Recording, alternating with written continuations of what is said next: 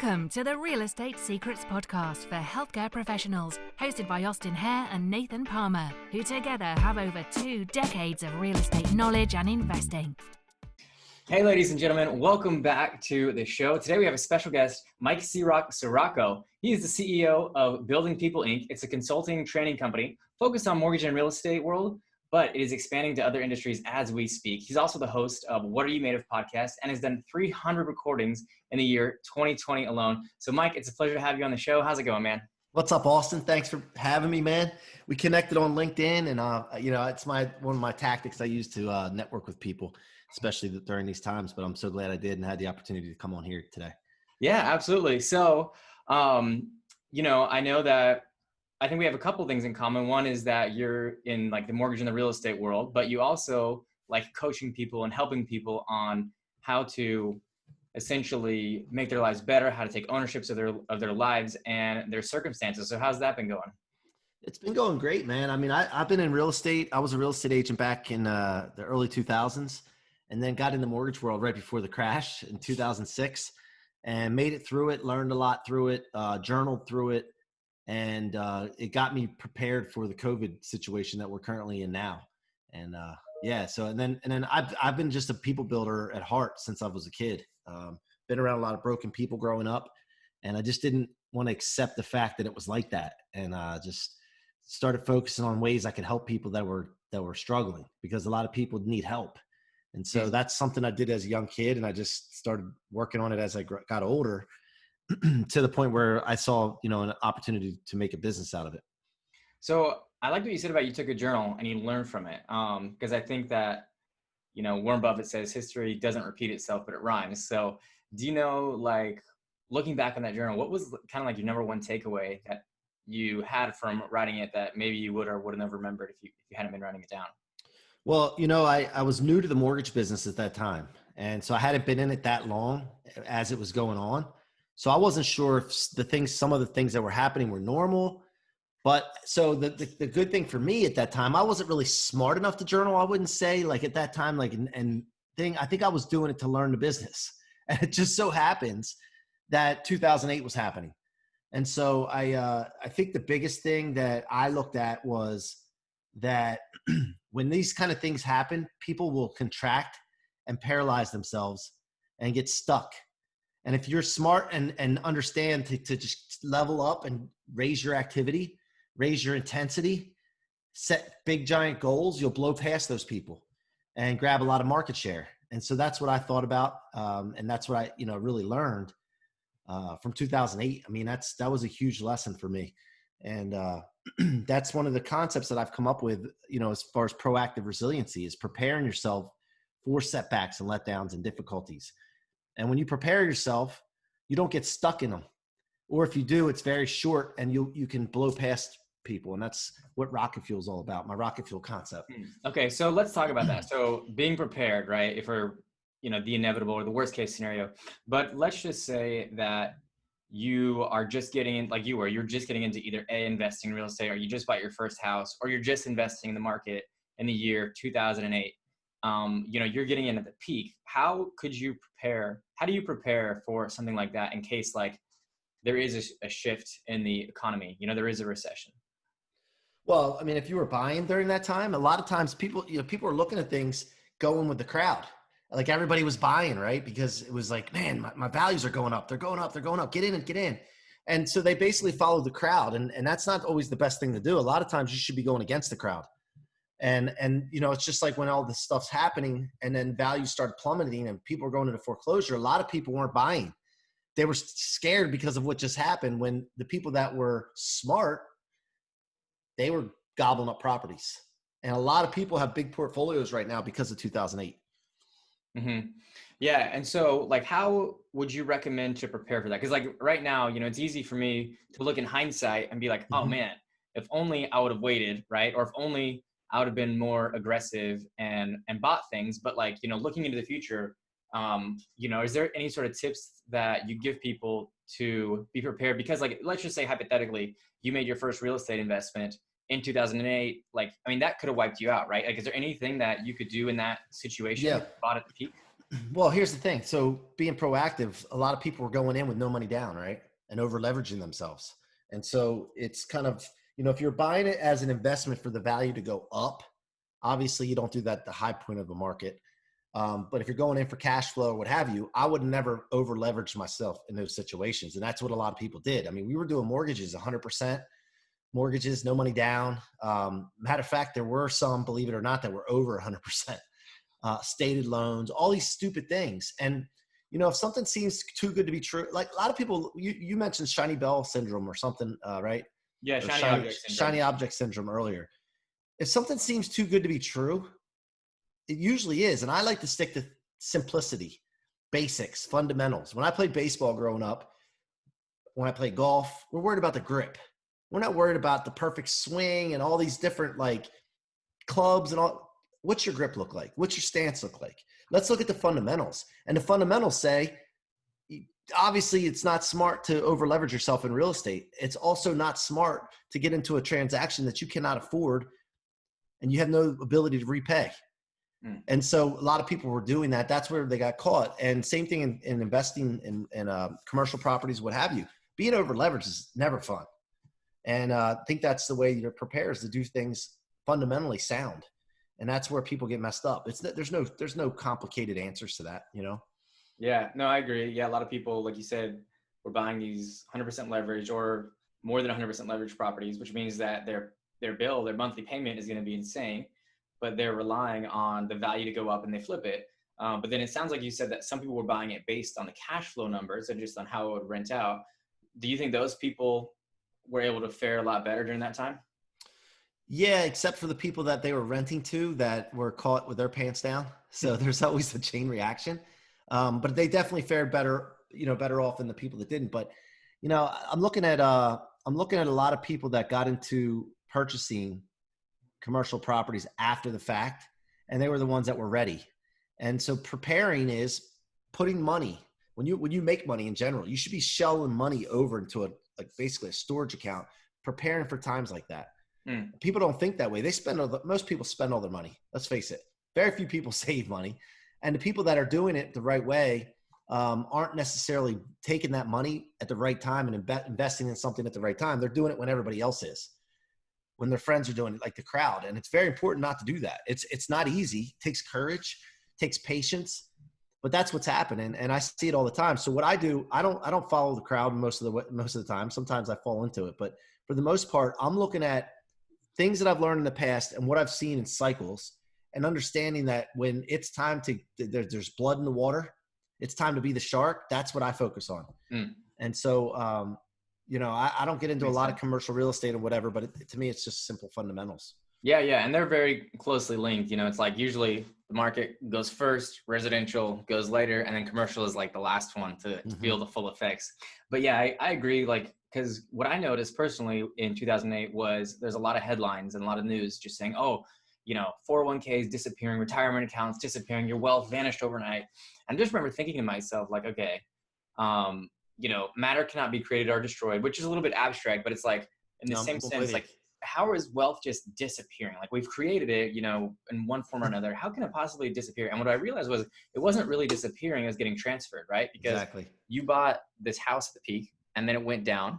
And if you were not prepared, like you're talking about, and you're in a situation where you're relying on that or you need that, and then now it's not making money for you, or maybe your job that was supplying it, you no longer have it and you can't afford the house, well, then you're forced to sell at the bottom, right? And so the people who are prepared, they've got all this cash in the sidelines and they buy it at essentially under market value, even though that's the market at the time. It's realistically in the long term, it's an under market value. And so they're transferring that wealth. And then when the economy comes back, there's all that pent up value that spikes up. It happened, I saw it happen in real estate. I saw it happen in the stock market. People were saying that 401ks, but the only people who actually got hurt from that were the people who had to liquidate. Because if you could weather the storm, then you turned out fine. I mean, in fact, I think it was 2016 when, at least in Orlando, the housing market had fully corrected. So 8 years, it would have been a rough 8 years, but it did if you held on. And then the stock market, I believe it was 2008 was the highest, and then all the way down, I think 2014, you would have been even from if you invested on the worst day in 2007 or whatever it was. And so, yeah, the lesson I learned was like, wealth doesn't disappear. It just gets transferred to those who are prepared. And so like for me personally, this year when I saw this happening, because we have some Airbnb properties and all my bookings got canceled. And I just remember thinking like, I'm not going to let this take me out. Like I'm not going to be one of those negative statistics. So how can I use this situation to better myself, better prepare for my family? And it turned out there was a lot of opportunity in the stock market. I mean, if you weren't scared because it was dropping so fast, there was a lot of opportunity. And yeah, I think there was some good lessons that 2008 taught to people who were willing to learn. Yeah, man. Here's the other thing. So when COVID happened, I know a lot of people weren't going to the office anymore, right? And they're still not going to the office anymore. So what's happening in the commercial real estate space now? I'm not really watching it. I just know that that's got to be a situation that they're having to try to figure something out. And I don't know what good's going to come from it. I think that you're going to switch industries. Like a lot of strip malls and different things are going to have different types of industries coming in and using their space is what I'm thinking. Yeah. Than typical, Yeah. That's what we're saying. I mean, I want to say there's 11,000 shopping malls, like massive shopping malls around the US, and probably 2/3 of them are going to get wiped out. Right. Mm-hmm. But that real estate is going to have to be converted into something else. And what we're thinking is largely, large medical hospital places.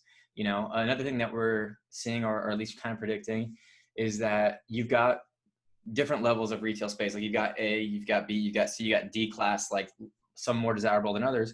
And so there's always a market for the best, like that top level, like that A level real estate. So what I think will happen is you'll see some of these restaurants, unfortunately, go under, right? Or some of these other places, these mom and pops that did well in a good economy, but couldn't survive the storm. And so those places are going to become available. And I think you'll just see a shift. Like for us, we coach a lot of healthcare providers how to do the process of retailization, which is where you switch from like an office or an industrialized area to a retail spot.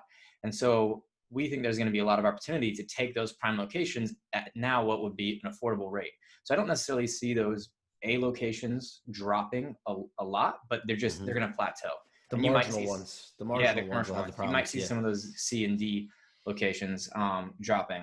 But yeah, I mean, it is a really interesting time right now to be in residential because I mean, are we in the lowest interest rate period that there's ever been, or is it close to it? Yeah, close to it. Actually, right now they've crept back up over the last month or so based on the bond. But we saw probably over the last, I would say a month and a half to 2 months ago, some of the lowest I've ever seen.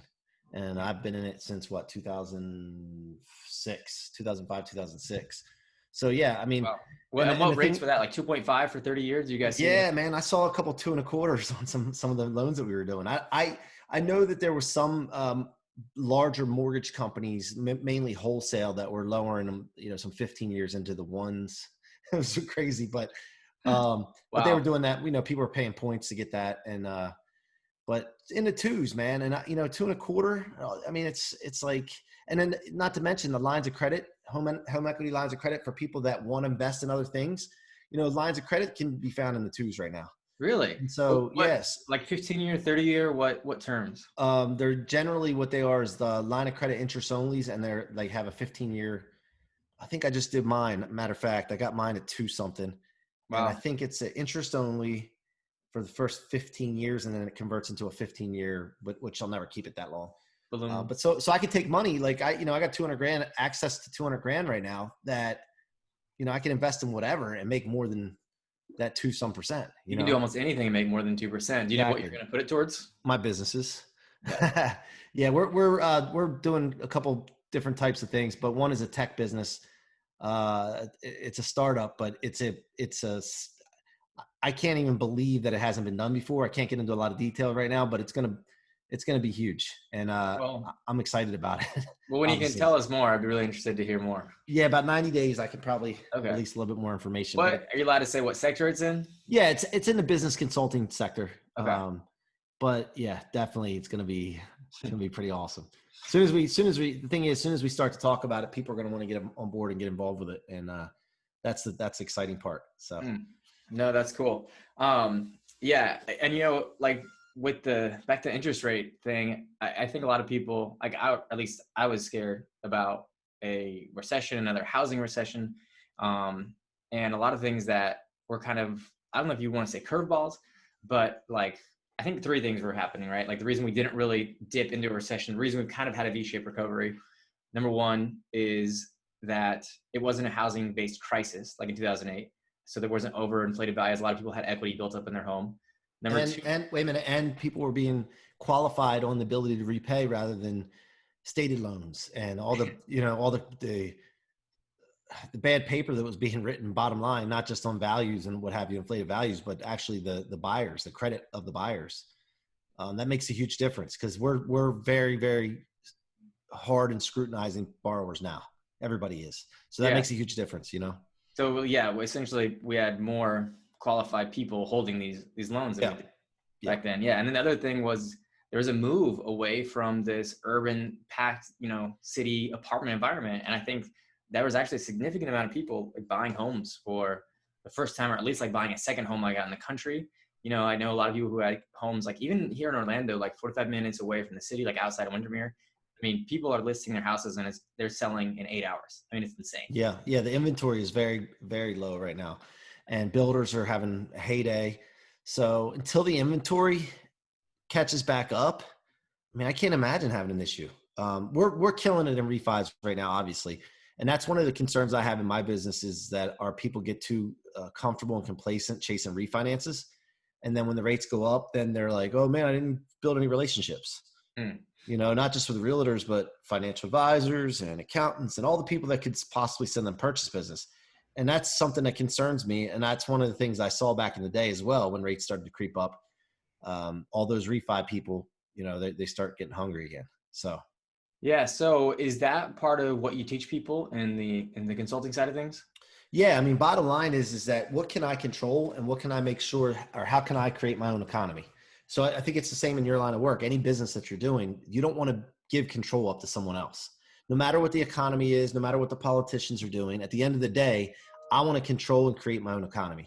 And so that's what we focus on. We focus on 100% responsibility. And matter of fact, I've been talking to my team this week about 4 words. I usually pick a word every year and think about that word all year. And this year I'm going to pick 4. One is responsibility, being responsible, because when you don't have that responsibility, the blame game starts. People start blaming things. And then even people don't realize this part.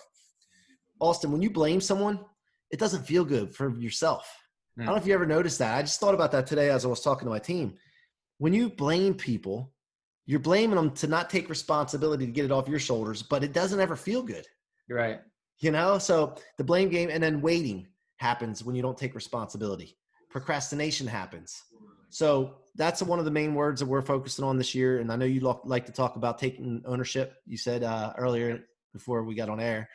The other thing is belief. Believe in things before you see them. Like if you're in the space that you're in, these folks that have money and that are trying to invest, they have to think big. Because if they don't think big of the opportunities that they could have in front of them, then they're never going to see it. You're never going to see something that you don't believe. Although you hear the term all the time, I got to see it to believe it. So that's another word. Stubborn is another word in a good connotation, positive connotation, because stubborn is being relentless. Okay. And then the last one is resilience. And that's where I talk about rocket fuel and turning setbacks into rocket fuel. So I'm using these 4 words when I'm talking to my clients, my team, and myself. And I think it's a great message to hear going into this year coming up, especially after what we just went through. And when you say this year, is this something that you started at the beginning of 2020? What do you mean, the business? Or when you say focusing on those 4 words this year? Oh, no, coming up. I'm looking at 2021 now. Like I've been looking at 2021 since the beginning of this 4th quarter. Because people wait a lot of times till the end of December or in January to start talking about the new year. I want to be prepared to be proactive. And so I've been working on this and started thinking about this a while ago because getting into this next year, I want to, I have some big giant plans for my team and myself. And I refuse to lose. Yeah, I'm with you on that. And so you mentioned teaching people how to create their own economy. So like, how would you teach someone if they're getting started out or they, in order to create their own economy? Well, in business and sales, my mentor is Grant Cardone, and he always talks about the fact that the number 1 and 2 problems businesses and salespeople have is nobody knows who they are, 1, and if they did know about you, they forgot about you. So in order to make sure you create your own economy, you got to be constantly obsessed. If that's the top two problems, 95% of your time should be spent on those two things. And so people don't do that though. They find busy work, they find excuse work, and they just spend time doing things that have nothing to do with the first two. Then they're wondering where their paycheck is or where their sales are, where the revenue is. And so we focus a lot on that. And we focus, by the way, it's not that people don't want to do it. It's not that they're lazy. It's that if they know about it, there's a thing like just subconsciously that holds them back from it. And so you got to kind of keep beating on them and just like stretching people to get to that point, because they'll always go back to their default positioning if you don't stretch them. Yeah. It's like, there's this law that I don't remember the name of it, but it's something Darren Hardy talks about it. It's something along the lines of like, however much time you give yourself to complete a task, you will always take up that amount of time. Have you ever heard of that? Yeah. Yeah. So that's another thing. Like we try to 15-minute increments. How much can I squeeze in 15 minutes? It's not, I have 15 minutes to do this. It's, I got 15 minutes. How much stuff can I squeeze into it? And that's what we really try to focus on. I mean, all the time, like I'm, jamming it in. And what happens to me, the problem with that though, is I took a 7-day vacation for the first time in a long time. I usually take 4 or 5 days, but I went to Mexico with the family and just let it go. And the problem with that is that when you're used to on that schedule and that pace, jamming things into that, you come back and now you got to do everything in 7 minutes. So there is a con to it as well. Yeah. Yeah, no, that's interesting. Cause, especially like when you're an entrepreneur or you're self-employed or whatever it is, like there's almost like like you're talking about a fallback to complacency, right? And so for me, like I like creating arbitrary deadlines as much as possible because in turn, like they become real deadlines, right? So, yeah. For a while I had a virtual assistant going through and like scheduling all my calls, and it cost me more money, right? But it actually got done. And so even though like my margins went down, the total revenue went way up because they were initiating deals and they're initiating opportunities. And so in return, I was able to set it up to where I could be reactive and end up getting more done, because being proactive is sometimes the hardest thing. What matters? Your margins matter more than your bottom line. Exactly. And see, here's the thing. People think people cost money. They don't cost money. People don't cost money. If you have people and you hold them accountable, set expectations, hold them accountable to targets, they don't cost money. They make you money. It's called buying time. Like we're all limited to the same amount of time, each individual person. But as I have 40 employees. I have 39 times the amount of hours that person does that's working by themselves. And so you have to think this way, and that's how you scale businesses. And that's great. And so how many of these employees were added this year, and how long did it take you to get to that point? Well, so this year we actually eliminated several employees because they weren't holding up to our standards. And bottom line, we just don't put up with that. And so we added more. So I would say we probably have new people on the team this year right now, probably 15 to 20. Wow. Yeah. So, and then we got, obviously let some go, and nothing personal. The guys, listen, if you have to let people go from your business, it's not personal. Sometimes people just aren't on the same mission as you do, or some people may leave you because you're not thinking big enough, so it's nothing personal though. It's just a matter of making sure things align. You have to have your team's goals align with your individual's goals. And that's a big part for what we do. Yeah, no, I agree. Cause I own several gyms. Last year, I sold them all in 2019. Thankfully, I was really blessed to let them offload them before coronavirus happened. But I remember hating letting people go, or like telling other people to let people go. But then I just had this epiphany, or it was conversation somebody said, but it's like, you are doing them a disservice by keeping them if they're not a good fit, because you're holding them back from what they want to do. So letting somebody go is actually a kind gesture, and it's actually kind of selfish to keep them on there. You should. Well, the thing is that a lot of people don't have the courage to quit. They quit. By the way, they quit before they leave. There's nobody that like says, "Hey, man, I'm resigning," and they quit that moment. Like they always quit way ahead of time, and then they're just deciding to build the courage up at that point. So you're helping them. If you as a leader, you should have the courage to see what's best for people, even if it's not in your organization. And that's a hard thing to do for some people. And even me, like I'm a good, I'll say myself, I'm a great leader. I have courage. I'm not really afraid of anything because I know that if I all came down to it and I was by myself, I could do it again. But it's sometimes even hard for me because it's a psychological thing. You get this mental thing in your head. Negative man starts talking, Yeah. So. So do you coach people through like structuring their day or setting schedules or doing like morning routines, anything like that? Yeah, I mean, we work on, so I don't have a set thing I work with people. Generally, I'll go through certain, basically, I got to hear the individual stories and what they're having problems with, right? But we always look at, okay, what are you doing when you first wake up? Obviously, it's important to get your day started the right way. And then from there, what your surroundings look like. Do your surroundings, like where you live, your desk space, for example, your house, is it conducive to success? Like to me, Austin, when I look at things and when I'm working with an individual, if they have goals and they're clear on their goals, which that's one of the things we work on is clarity and visualizing what you want to do. From there, everything you think, say, and do is either leading towards that ideal picture or away from it. We really like to simplify things for people because especially when you're like stressed out and you're in this like this space, it's just not good, like a bad negative vibe. You don't think clearly.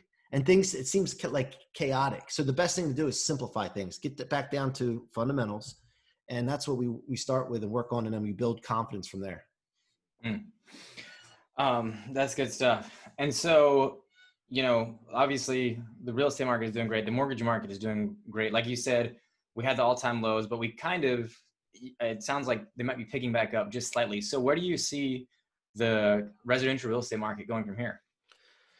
I mean, I think that based on what I'm reading, nobody knows for sure. If I told you, it'd be lying. It's like a crystal ball, but just basically from what I'm reading and from the experts, they're saying that we're going to have probably another 18 months of really, really low interest rates. And then from there, it'll start to creep up a little bit. I mean, at the end of the day, like, we got a long ways to go for it to be a problem. I mean, we're in a 2 still. And, if we go to 5%, I mean, there's going to be less people qualifying, but then hopefully that'll help with inventory issue.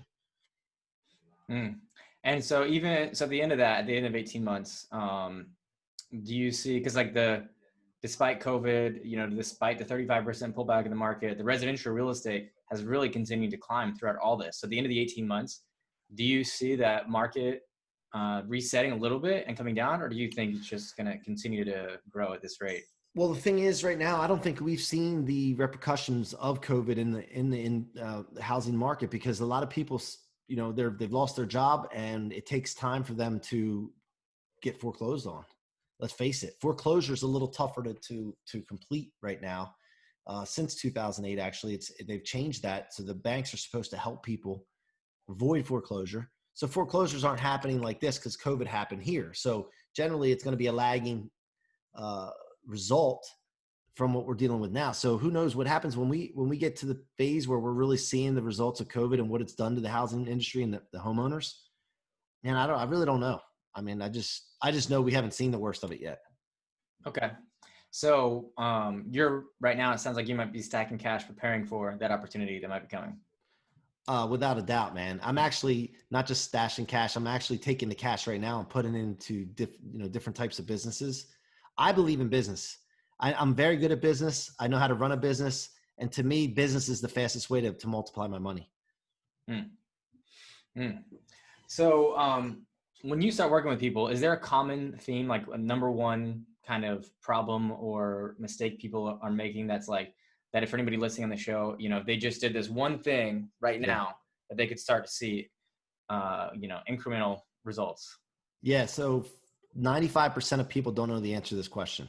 In a perfect situation, if you were in a desert and you found a lamp and a genie was in it, and a genie gave you 3 to 5 wishes on a type of life that you would want, and who you want to hang out with, who do you want to do it with, where you want to be, like to the granular detail, like clear. 95% of people don't know the answer to that. So if you can't do that and you can't visualize that, it's just like getting in a car and then you're hoping your GPS knows where you're going without entering the destination and the coordinates. So that's the problem that I see most of the time is clarity and lack of vision. And so, even people that know that that's important still aren't doing it. And I think that they're scared, man. I really think that people are scared of seeing that, and then they're afraid of the work that it may take to get there, or they don't know how to get there. So that's another problem I see. I'll bring that one up too. So people think they won't commit to something, a clear picture of something, because they don't know how to do it. When if you figure it out later, you just commit right now, just worry about, I got to make the decision, I got to commit. You figure the stuff out, because if you really want it, you'll figure out like yourself, you'll do the research, you'll find the people that know it, you'll find a mentor, whatever it takes, get that attitude, but you got to be committed first and have that clear picture. And that's the issue. Yeah, that's good stuff. I know you said you're a Tony Robbins guy. He has a good illustration where he goes around the room and he asks people like, hey, how much money, do you need to be free? And people throw out these crazy numbers. And then he breaks it down. He's like, why did you pick that number? And a lot of times they don't really know, right? They've never really done that exercise that you're talking about. What's my ideal life? What's my, not my ideal income, because like your life is the goal. The income is the means to get there. And a lot of times people confuse that. And when he went through and broke it down, these people like threw out, like $1 billion, I need $1 billion, or I need $300 million. And he broke it down. And it's like, the lifestyle that you think a billionaire has, you could have off of having like $10 million, which is still a lot of money for most people, but it's a lot more doable than $1 billion like he threw out originally. So I think that's a really good exercise for people to do. Yeah. I mean, I can tell you right now, I'm not a billionaire and I live the life that I want to live. I mean, there might be a couple tweaks here or there that I might want to add into it, but yeah. And same thing, man. I mean, I might want to get a jet. Like, I think I like that. I don't know if I want to own it or definitely be flying private all the time, because I'm about sick of flying coach. Yeah. Even first class is not really first class. Right. That's about it. I mean, I by the way, like I to a stage right now in my life, I don't spend money on things. Like all my money that I spend is on self-improvement or my businesses. So it's a crazy thing. Like I went through a stage where I bought cars, and I could care less about that stuff now. It's just crazy how your mind changes when you get committed to certain things. That's good stuff. Yeah. And, I'm with you on the flying private thing. I told my wife the other day, like we were just sitting there in line boarding the plane. I told her like, all right, our 10-year goal is going to be that we can fly private. Like, yeah. No more. And by the way, we laugh and we'll chuckle a little bit, but if you actually start writing that down every day and really clearly vision it, it'll happen. It will come to fruition, but people just don't do it because they think it's so far out. But if you really think about it and write it down like religiously, something will happen to lead you towards that. And it's almost like magic. It really is. I like that. I'm going to start writing down. You motivated me. Every day, write your goals down, man. Well, this is cool. So for everybody listening, if they wanted to get in touch with you and learn more, what's the best way to do that?